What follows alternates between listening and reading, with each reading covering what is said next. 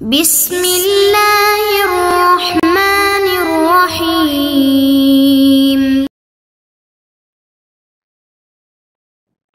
اعوذ باللہ من الشیطان الرجیم، بسم اللہ الرحمن الرحیم، وبہ نستعین۔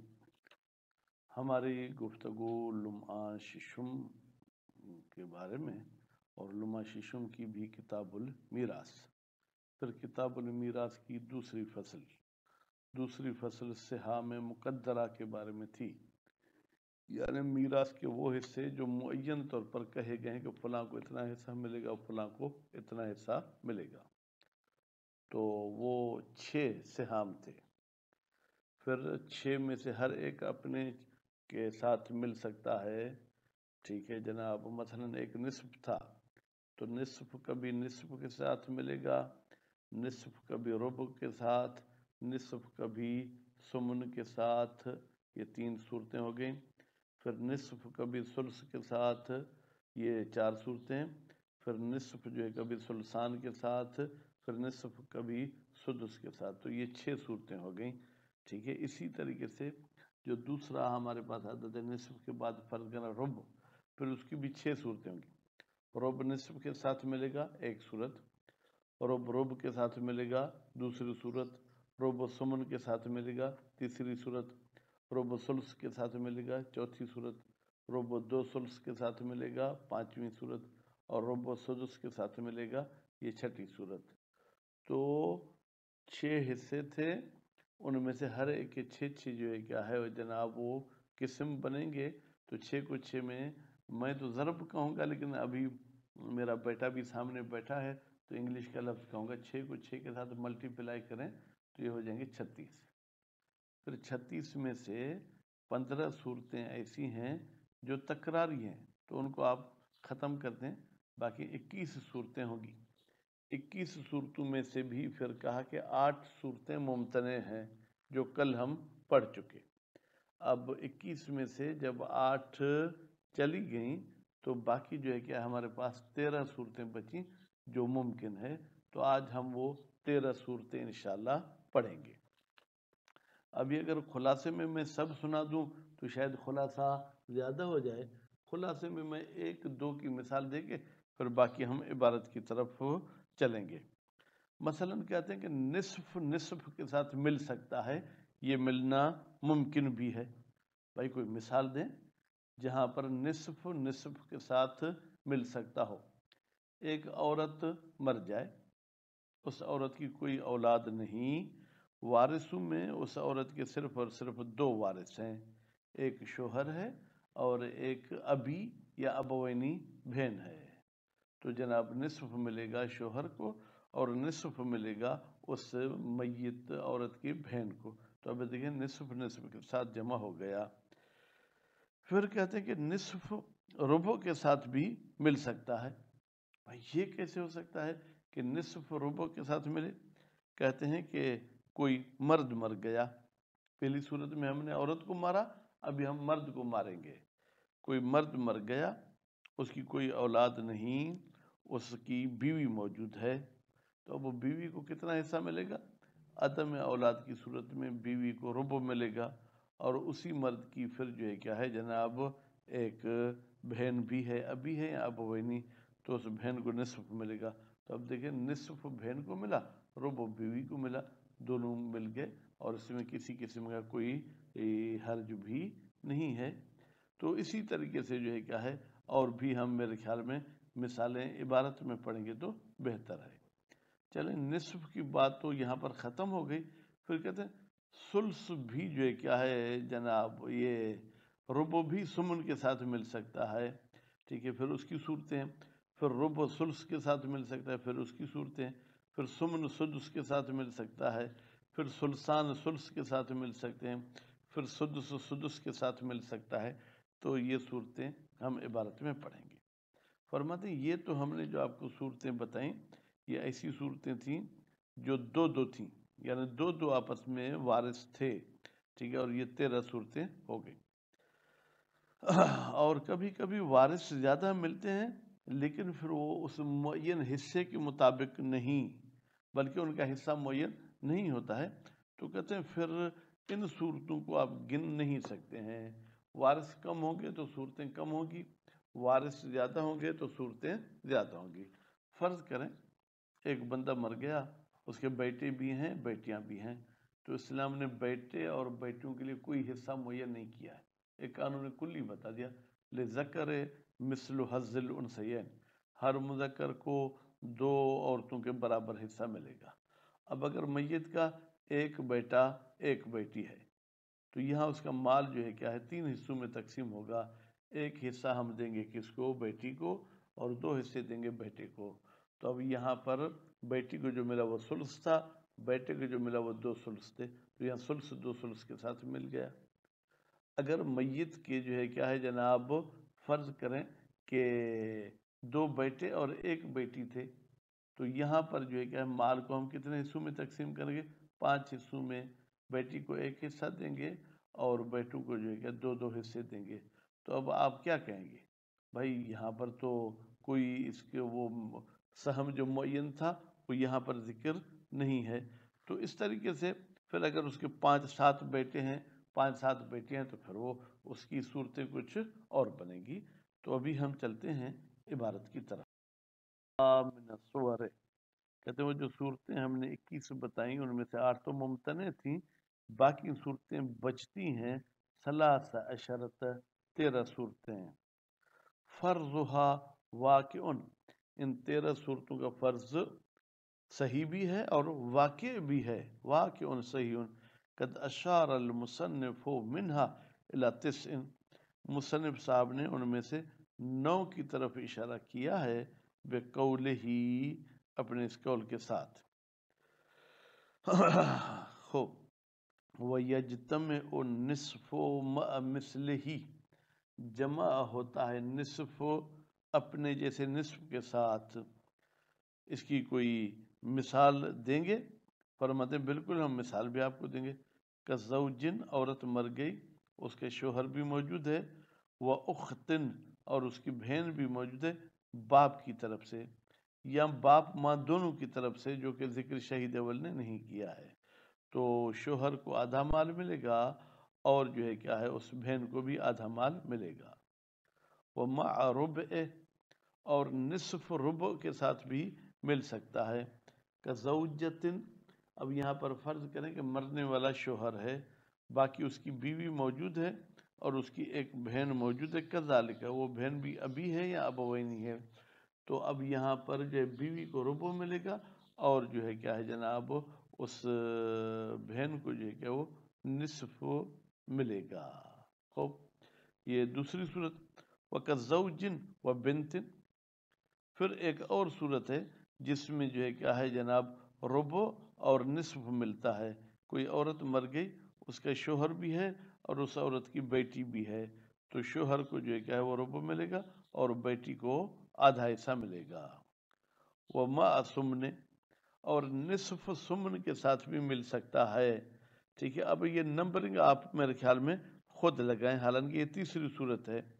کَزَوْجَةٍ وَبِنْتٍ، مرد مر گیا، اس کی بیوی بھی زندہ ہے، اس کی بیٹی بھی زندہ ہے، تو اولاد کی صورت میں بیوی کو 8واں حصہ ملے گا اور بیٹی کو آدھا حصہ ملے گا، تو یہاں پر نصف ثمن کے ساتھ مل گیا۔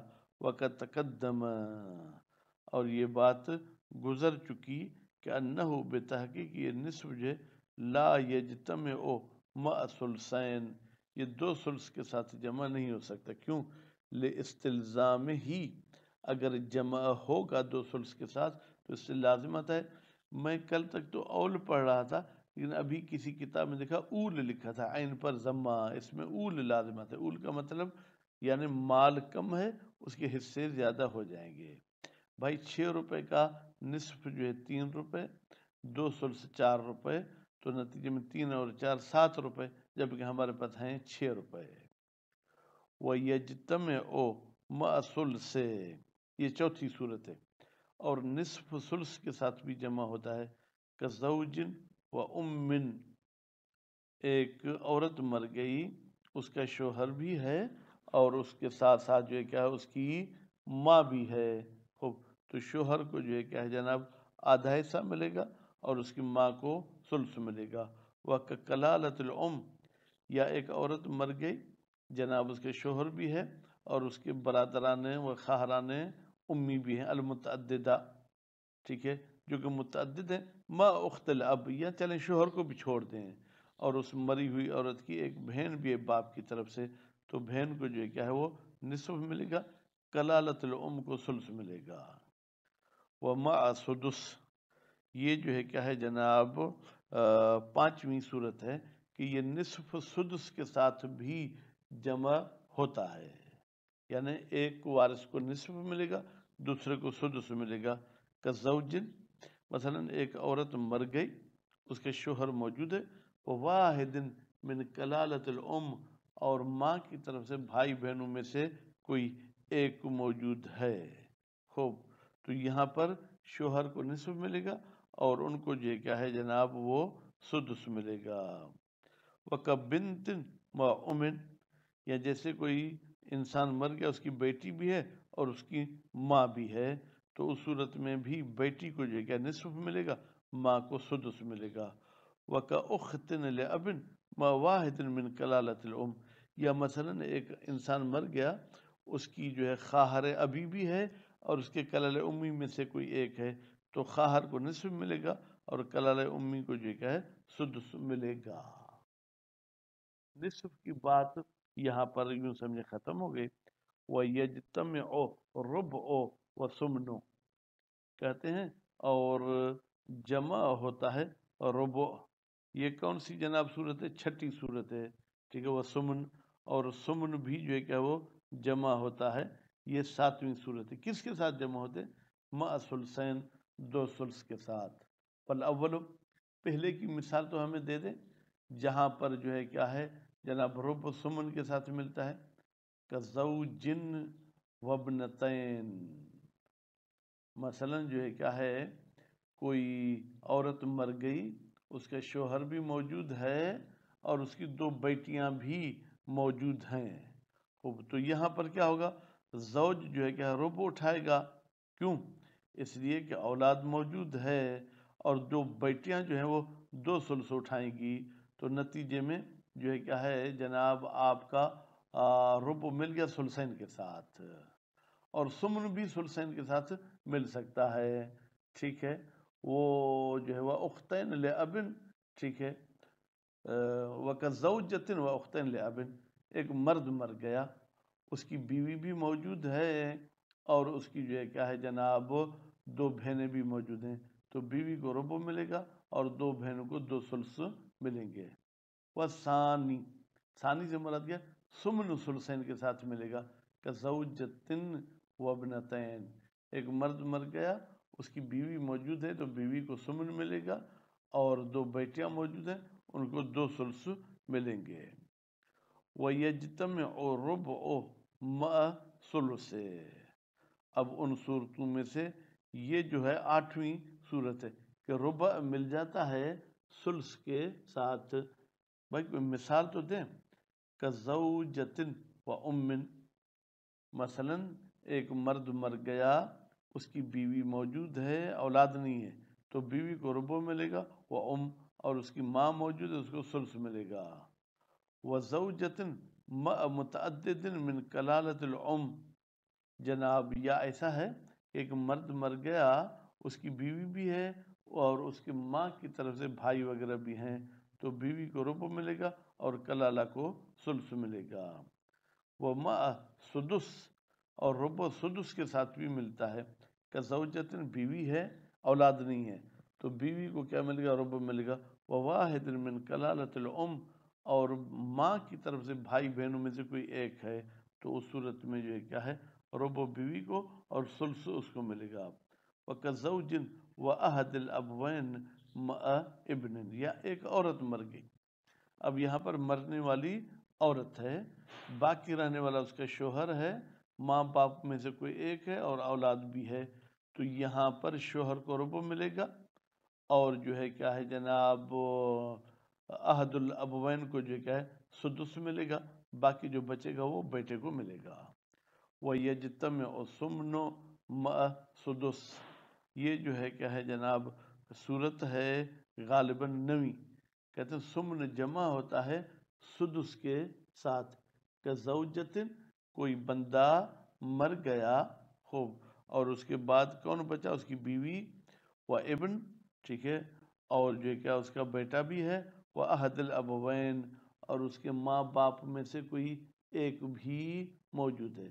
تو اب یہاں پر دیکھیں کہ جناب بیوی موجود ہے اور بیٹا ہے، تو بیوی کو سمن ملے گا اور احد الابوین کو جو ہے کیا وہ سدس ملے گا، باقی مال جو ہے کیا ہے وہ اس کے بیٹے کو ملے گا۔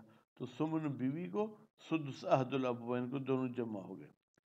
وَيَجْتَمِعُ ثُلُثَانِ، اب یہ غالباً 10ویں صورت ہے جس کو شہید ثانی بیان کر رہے ہیں، ٹھیک ہے۔ 2 ثلث ایک ثلث کے ساتھ جمع ہوتے ہیں، یعنی 6 کے 2 ثلث کتنے ہوں گے؟ 4، اور ایک ثلث کتنا ہوگا؟ 2۔ كَإِخْوَةٍ لِأُمٍّ، کوئی بندہ مر گیا، اس کی ماں کی طرف سے بھائی بہن ہیں، مَعَ أُخْتَيْنِ فَصَاعِدًا لِأَبٍ، اور باپ کی طرف سے یا ماں باپ دونوں کی طرف سے 2 بہنیں یا 2 سے زیادہ ہیں، تو جناب اس اخوہ امی کو ثلث ملے گا اور ابی والوں کو 2 ثلث ملیں گے۔ وَمَعَ سُدُس، اور ثلثان سدس کے ساتھ بھی جمع ہوتے ہیں، کبنتین و احد الابوین، کسی بندے کی 2 بیٹیاں ہیں اور ماں باپ میں سے کوئی ایک ہے، تو ماں باپ کو جو ہے کہ چھٹا حصہ ملے گا اور 2 بیٹیوں کو 2 ثلث ملیں گے۔ یا کاختین لابن، میت کی 2 بہنیں ہیں باپ کی طرف سے، مع واحد من کلالۃ الام، اور مادر کی طرف سے کوئی بھائی بہن ہے اس میت کے، وہ ایک ہے، تو اس ایک کو سدس ملے گا اور 2 بہنوں کو جو ہے کیا ہے جناب 2 ثلث ملیں گے۔ تو دیکھیں ثلثان سدس کے ساتھ جمع ہو گئے۔ اچھا، پھر ایک اور صورت ہے، وَيَجْتَمِعُ سُدُس مَعَ سُدُس، سدس سدس کے ساتھ جمع ہو سکتا ہے، سدس سدس کے ساتھ، یعنی چھٹا حصہ چھٹے حصے کے ساتھ جمع ہو سکتا ہے۔